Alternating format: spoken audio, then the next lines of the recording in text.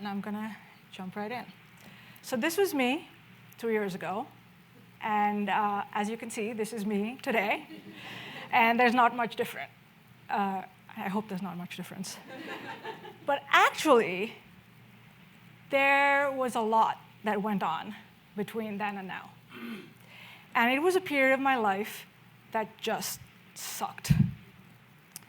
I had 6 rounds of chemo over 4.5 months. I had 4 surgeries, some of which were harder than others. And I also had twin 9-year-old boys, and I was launching a venture fund. The good news is that I'm here, and my hair's grown back. But now that I'm on the other side of it, I could tell like a cool overcoming struggle story and an inspirational journey. But the reality was it mostly just sucked. But what I did get was perspective in both big ways and small ways. And I'm going to share a little of that with you, starting with the small ways. So my day started off, I'd wake up, and I'd reach for my phone, as we all do. And Face ID 1.0 would fail me every single time. Because I had trained Face ID with my chemo hat on. And so it would not work when I was lying in bed in the morning with no hair, completely bald. And if I tried to train it completely bald, it would not work the 90% of the time that I had a cap on. So as I was going through this, like trying to deal with all the changes I was dealing with, internally and externally, here was my phone reminding me hundreds of times a day that I looked different and that things in my life were not working. One of the things that I loved was coconut water. So chemo changes your tastes, but this stayed the same. And this is phenomenal coconut water. Also very expensive, but it's worth it. And I would go down, I'd be like, I cannot wait to have this coconut water. And I couldn't get the bottle open. Now, this bottle is hard even for regular people, but what happens with chemo is 2 things happen. One, you lose the little ridges in your fingers that give you your fingerprint, and you have something called neuropathy, which is nerve damage in your extremities. So this thing that I would really look forward to became this challenge, and every day it made me feel incapable. And then finally, when I went to bed at night, I'm like, okay, fine, I'm exhausted, I'm going to go to sleep. And I had this Samsung TV in my room. And right on top, right over there, that green thing, there's a little dim green light that's always on to tell you that the TV's on. And it's so dim that you can't see it during the day. And when I tried to photograph it last night for this talk, nothing. It just was all black. But during chemo, your anxiety, because of the stress and all the stuff they're pumping through you, is so high that this little green light was like a shining beacon and would keep me awake for hours and hours and hours. So these are the small things, but what they did was it gave me a lot of empathy for the non-normal user. And I know we all have to design for the normal user, but what I will say is even a little bit of thought to the non-normal user can have a huge difference in their life. And at a time when they need it most, it can delight them and give them a little bit of hope. And now, on the big ways, I remember after surgery, I woke up and it was raining outside. And I just lay there, just so happy to be alive. And everything felt elevated. Sounds, sight, smell. I could hear the rain hitting the window. I could see the leaves. I could see the individual drops on the window.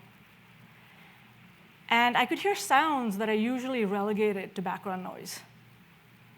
Everything was special, worthy of notice. And I said, how do I bottle this?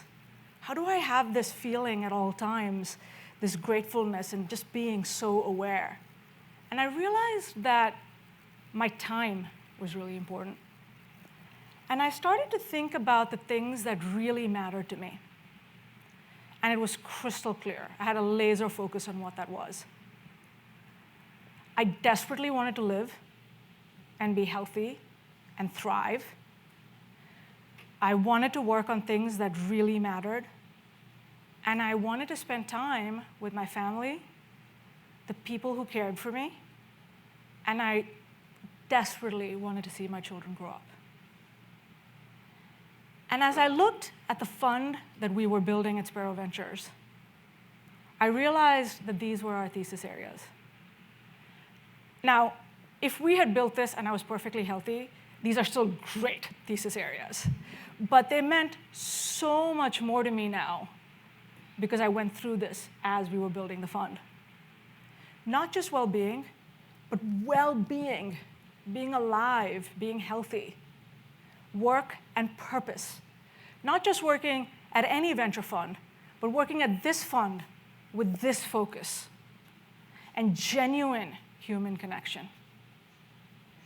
My sucky experience gave me the fuel and the energy to work through my chemo and my surgery. And the reality is that this is the reality. We all, at one time or another, go through times that suck. You get sick. You get divorced. You might have to care for someone in your family. You might lose somebody. Big or small, every single person in this room has had a period in their life that sucked. But these experiences make you who you are today. And here's what I found. We can either let these experiences have power over us, or we can use them. You know the expression, what doesn't kill you makes you stronger? But each of you here is a product person. So what if instead of just getting through the suck, you could use the suck and have a massive impact, not just to make your life better, but for millions of people outside as well. So let me give you a couple of examples. This is Sarah McDevitt, total rock star, CS degree from NYU, Div 3 basketball player, engineering program manager at Microsoft. She lived in Seattle in her hometown and had a relationship.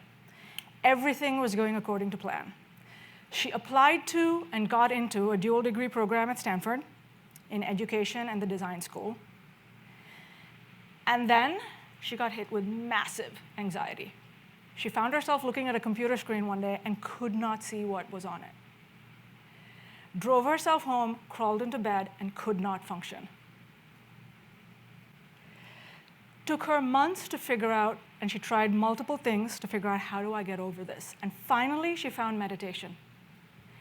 And it gave her a centering that she had never found before. And Sarah decided to use her sucky experience to help other people.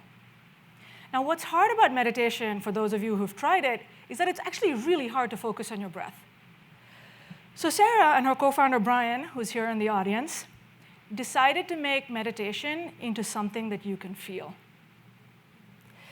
And they came up with this device, the Core, and we loved it so much. We loved the team, we loved the solution, and we loved what they were building so much that we invested. And each of you can actually buy one of these early next year and benefit from the sucky experience that Sarah had and that she transformed into putting out this wonderful thing into the world.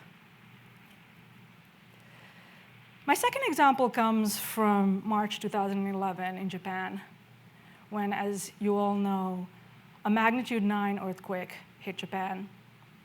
And an hour later, they had one of the largest tsunamis. It was beyond devastating. 19,000 people died. But watching how people were interacting and telling each other they were safe was a team of product engineers in Facebook Japan. And they built a community dashboard, a bulletin board, to allow users to tell each other that they were safe. And the company didn't just leave it there. They evolved it into Safety Check. And they launched it with the Nepal earthquake in 2015. And it wasn't just a bulletin board anymore.